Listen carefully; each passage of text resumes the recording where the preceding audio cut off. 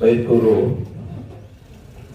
ಹಾಲು ಉತ್ಪಾದಕರ ಸಹಕಾರ ಸಂಘದ ಸರ್ವ ಸದಸ್ಯರ ವಾರ್ಷಿಕ ಸಭೆಯ ಆಗಮಿಸಿ ಕಾರ್ಯಕ್ರಮವನ್ನು ಉದ್ಘಾಟಿಸಿದಂತ ಕೋಚಮಲ್ನ ಮಾಜಿ ಅಧ್ಯಕ್ಷರು, ಹಾಲಿ ನಿರ್ದೇಶಕರು, ವಕೀಲರು, ನನ್ನ ಹಿತೈಷಿಗಳು ಆಗಿರ್ತಕ್ಕಂಥ ನಾಗರಾಜನವರೇ, ಸಂಘದ ಅಧ್ಯಕ್ಷರಾಗಿರ್ತಕ್ಕಂಥ ರಮಾದೇವಿ ಮೇಡಮ್ ಅವರೇ, ಕಾರ್ಯಕ್ರಮದಲ್ಲಿ ಉಪಸ್ಥಿತಕ್ಕಂಥ ಬೈಲ್ಕೂರು ಗ್ರಾಮ ಪಂಚಾಯತಿ ಅಧ್ಯಕ್ಷರು, ನನ್ನ ಸನ್ಮಿತ್ರರು ಆಗಿರ್ತಕ್ಕಂಥ ಅಶೋಕ್ ಅವರೇ, ನಮ್ಮ ಶಂಕರಣ್ಣವರೇ, ಹಿರಿಯರು ಪೂಜ್ಯರಾದಂಥ ಸುಬ್ರಹ್ಮಣ್ಯ ಅವರೇ, ನನ್ನ ಆತ್ಮೀಯರು, ನನ್ನ ಹಿತೈಷಿಗಳು, ಈ ಭಾಗದ ಮುಖಂಡರಾಗಿರ್ತಕ್ಕಂಥ ಕೆಪಿ ಟ್ರಾವೆಲ್ಸ್ನ ಮುಖ್ಯಸ್ಥರು ಆಗಿರ್ತಕ್ಕಂಥ ನಮ್ಮ ಪ್ರಭಾಕರ್ ಅವರೇ, ನಮ್ಮ ಕಿರಣ್ ಸಾರ್ ಅವರೇ, ವೇದಿಕೆಯಲ್ಲಿರ್ತಕ್ಕಂಥ ಎಲ್ಲ ಗಣ್ಯಮಾನ್ಯರೇ, ವೇದಿಕೆ ಒಂದು ಮುಂಭಾಗದಲ್ಲಿ ಆಸೀನರಾಗಿರ್ತಕ್ಕಂಥ ಎಲ್ಲ ನಿರ್ದೇಶಕರುಗಳೇ, ರೈತಾಪಿ ವರ್ಗದವರೇ, ಪತ್ರಿಕಾ ಮತ್ತು ದೃಶ್ಯ ಮಾಧ್ಯಮದವರೇ, ಇವತ್ತು ನಾಗರಾಜನ್ ಅವರು ಬೈಲ್ಕೂರಲ್ಲಿ ವಾರ್ಷಿಕ ಸಭೆ ಇದೆ, ಬನ್ನಿ ಅಂತ ಕರೆದು ನಾನು ತುಂಬಾ ಸಂತೋಷದಿಂದ ಒಪ್ಕೊಂಡೆ. ಯಾಕಂದ್ರೆ ನಾನು ಕೂಡ ಒಬ್ಬ ರೈತರ ಮಗ, ಟೊಮೊಟೊ ಬೆಳಿತೀನಿ. ಬೆಳೆದಾಗ ಅವರೇ ಮನೆಗೆ ಬಿಲ್ ಕಳ್ಸಿಕೊಡ್ತಾರೆ ಮಾರ್ಕೆಟ್ಗೆ ಹಾಕಿದಾಗ. ಆದ್ರೆ ನಾನು ಖುದ್ದಾಗಿ ನಾನೇ ಹೋಗ್ತೀನಿ. ಯಾಕೆ ಗೊತ್ತಾ ಅಂದ್ರೆ ಅಲ್ಲಿ ನಮ್ಮ ರೈತರು ನೋಡ್ಬೇಕು, ಅಲ್ಲಿ ಆಕ್ಷನ್ ಆಗ್ತಕ್ಕಂಥದ್ದು ನೋಡ್ಬೇಕು, ಅದರಿಂದ ಒಳ್ಳೆ ಒಂದು ಹಣ ಬಂದ್ರೆ ನಮ್ಮ ರೈತರಿಗೆ ಅವರ ಮುಖದಲ್ಲಿರ್ತಕ್ಕಂಥ ಒಂದು ಆನಂದ ಕಣ್ಣಾರೆ ನೋಡ್ಬೇಕು, ನಮ್ಮ ರೈತರ ಜೊತೆ ಬೆರೀಬೇಕು ಅನ್ನೋದು ಒಂದು ಆಸೆ. ಅದೇ ನಿಟ್ಟಿನಲ್ಲಿ ನಮ್ಮ ನಾಗರಾಜನ್ ಅವ್ರಿಗೆ ಹೇಳಿದೆ, ಅಣ್ಣ ನಡೆಯೋಣ ಹೋಗೋಣ, ನಮ್ಮ ರೈತರ ಮಧ್ಯೆ ಒಂದು ನಾಲ್ಕಾರು ಮಾತು ಹೇಳಿ ಅವ್ರ ಮಧ್ಯೆ ಎದ್ದು ಕೂತ್ಕೊಳ್ಳೋಣ ಅಂತ ಹೇಳಿ ಅವರ ಆದೇಶದ ಮೇರೆಗೆ ಬಂದಿದ್ದೀನಿ. ಆದ್ಮೇಲೆ ಹಾಲು ಉತ್ಪಾದಕರ ಸಂಘ ಬಹುತೇಕ ಗ್ರಾಮಗಳಲ್ಲಿ ಇವತ್ತು ನಾವು ನೋಡ್ತಾ ಇದ್ದೀವಿ. ರೈತಾಪಿ ವರ್ಗದ ಒಂದು ಜೀವನಾಡಿ. ಯಾಕೆ ಮಾತನ್ನ ಹೇಳ್ತಾ ಇದೆ ಅಂತಂದ್ರೆ, ಕೊರೋನಾ ಒಂದು ಕೆಟ್ಟ ಇದು ಸಮಾಜವನ್ನು ಆವರಿಸಿದಂತಹ ಸಂದರ್ಭದಲ್ಲಿ ನಮ್ಮ ರೈತಾಪಿ ವರ್ಗವನ್ನ ಕೈ ಹಿಡಿದಂತ ಒಂದು ಕ್ಷೇತ್ರ ಏನಾದ್ರು ಇದ್ರೆ ಈ ಒಂದು ಹೈನುಗಾರಿಕೆ. ಎಲ್ಲಾ ರೀತಿಯಲ್ಲೂ ಕೂಡ ರೈತರಿಗೆ ಒಂದು ಸಹಾಯಸ್ತವನ್ನು ನೀಡಿ ಅವರಿಗೆ ಆತ್ಮಸ್ಥೈರ್ಯವನ್ನು ತುಂಬತಕ್ಕಂಥ ಒಂದು ಈ ಹೈನುಗಾರಿಕೆ, ಇದನ್ನು ನಾವು ಮರೆಯುವಂತಿಲ್ಲ. ಈಗಾಗಲೇ ಅಶೋಕ್ ಅವರು ಪ್ರಸ್ತಾವನೆ ಮಾಡ್ತಾ ಹೇಳಿದ್ರು, ಯಾವುದೇ ಒಂದು ಹಾಲು ಉತ್ಪಾದಕರ ಸಂಘ ಒಳ್ಳೆಯ ರೀತಿಯಲ್ಲಿ ಬೆಳಿಬೇಕಾದ್ರೆ ಅದನ್ನ ರಾಜಕೀಯದಿಂದ ವಿಮುಕ್ತಗೊಳಿಸಬೇಕು.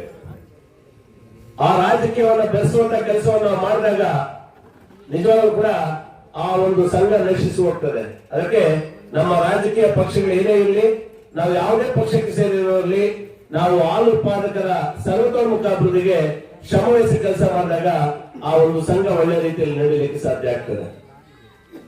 ಇವತ್ತು ಈ ಸಂದರ್ಭದಲ್ಲಿ ನಾನು ಒಂದು ಮನದಾಳದ ಒಂದು ಮಾತನ್ನು ಹೇಳ್ಬೇಕಾಗ್ತದೆ. ಜನ ಅಧಿಕಾರವನ್ನು ಕೊಡ್ತಾರೆ, ಆ ಸಮರ್ಥವಾದಂತ ಅಧಿಕಾರವನ್ನು ಕೊಟ್ಟಾಗ ಅದನ್ನು ಸಮರ್ಥವಾಗಿ ನಡೆಸ್ಕೊಂಡು ಹೋಗ್ಬೇಕು. ಅವರು ಏನು ವಿಶ್ವಾಸ ಕೊಟ್ಟು ಅಧಿಕಾರವನ್ನು ಕೊಡ್ತಾರೋ ಅದನ್ನು ಚಾಚಿ ತಪ್ಪದೆ ಅದನ್ನು ಸಮರ್ಥವಾಗಿ ನಡೆಸ್ಕೊಂಡು ಹೋದ್ರೆ ಮುಂದಿನ ದಿನಗಳಲ್ಲೂ ಕೂಡ ಪ್ರತಿಯೊಬ್ಬರು ಕೂಡ ಒಂದು ಭವಿಷ್ಯ ಇರ್ತದೆ. ಯಾಕೆ ಮಾತನ್ನು ಹೇಳ್ತಾ ಇದೆ ಅಂದ್ರೆ, ನಾಗರಾಜನ್ ಅವರ ಬಗ್ಗೆ ನಾನು ಹೇಳ್ತಾ ಇರ್ತಕ್ಕಂಥದ್ದು. ನಾಗರಾಜನ್ ಅವರು 3 ಬಾರಿ ನಿರ್ದೇಶಕರಾಗಿ 1 ಬಾರಿ ಅಧ್ಯಕ್ಷರಾಗಿ ಕೆಲಸ ಮಾಡಿದಂತವ್ರು. ಅವರ ಕಾರ್ಯವೈಖರಿಯನ್ನು ನಾವು ನೋಡಿದ್ದೇವೆ.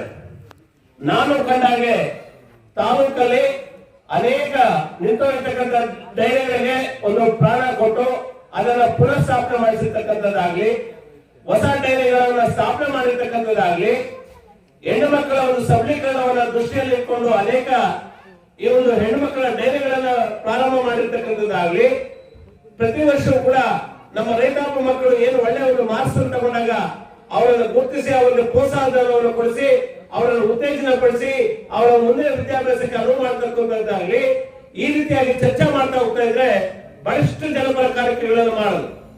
ಯಾಕೆ ಮಾತನ್ನ ಹೇಳ್ತಾ ಇದೆ ಅಂತಂದ್ರೆ, ಒಂದು ವೇಳೆ ನಾಗರಾಜನ್ ಅವರು ಎಂದು ಮೊದಲನೇ ಬಾರಿ ಗೆದ್ದಾಗ ಜನರನ್ನು ವಿಶ್ವಾಸಕ್ಕೆ ತೆಗೆದುಕೊಂಡು ಅವರನ್ನ ಸರಿಯಾದ ರೀತಿಯಲ್ಲಿ ರೈತಾಪಿ ವರ್ಗವನ್ನ ಗಣನೆಗೆ ತಗೊಳ್ದೇ ಇದ್ದಿದ್ರೆ ಆವತ್ತೇ ಜನ ಹೇಳ್ತಾ ಇದ್ರು, ನೋಡಪ್ಪ ಒಂದು ವಿಶ್ವಾಸ ಇಟ್ಟು ನಿಮ್ಗೆ ಅಧಿಕಾರ ಕೊಟ್ವಿ, ಆ ವಿಶ್ವಾಸವನ್ನು ಉಳಿಸ್ಕೊಂಡಿಲ್ಲ, ಸಾಕು ನೀವು ಮನೆಯಲ್ಲಿ ಅಂತೇಳಿ ಮನೆಯಲ್ಲಿ ಕೂಡಿಸ್ತಾ ಇದೆ.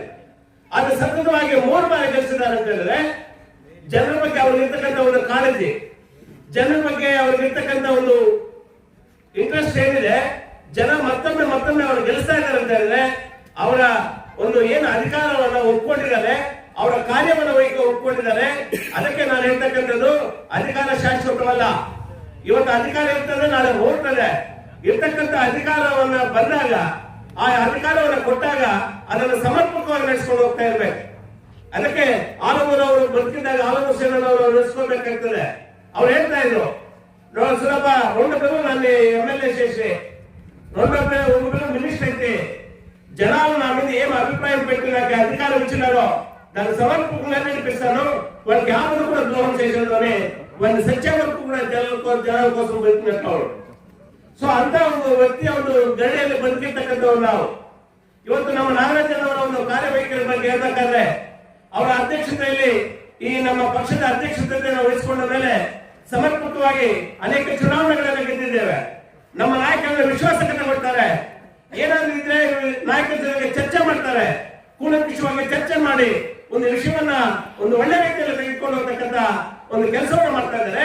ಅದಕ್ಕೆ ಇವತ್ತು ನಮ್ಮ ಪಕ್ಷದ ನಾಯಕರು, ನಮ್ಮ ಪಕ್ಷದ ಕಾರ್ಯಕರ್ತರು ಅವರಿಗೆ ಸಂಪೂರ್ಣವಾದಂತಹ ಅವ್ರ ಜೊತೆ ಬೆಂಬಲ ಇದೆ. ಅವರಿಗೆ ಸಂಪೂರ್ಣವಾದಂತಹ ಒಂದು ಬೆಂಬಲ ಕೊಟ್ಟು ಅವರ ಒಂದು ಕಾರ್ಯವೈಖರಿಯನ್ನು ಇವತ್ತು ಬೆಂಬಲಿಸ್ತಾ ಇದ್ದಾರೆ. ಯಾಕೆ ಮಾತಾಡ್ತಾರೆ ಅಂತ ಹೇಳಿದ್ರೆ, ಇಂಥ ಒಂದು ಸಮರ್ಪಕ ನಾಯಕತ್ವ ಇರ್ತಕ್ಕಂಥ ಒಬ್ಬ ವ್ಯಕ್ತಿಯನ್ನ ಮುಂದಿನ ದಿನಗಳಲ್ಲೂ ಕೂಡ ನಾವು ಉಳಿಸ್ಕೋಬೇಕಾಗ್ತದೆ.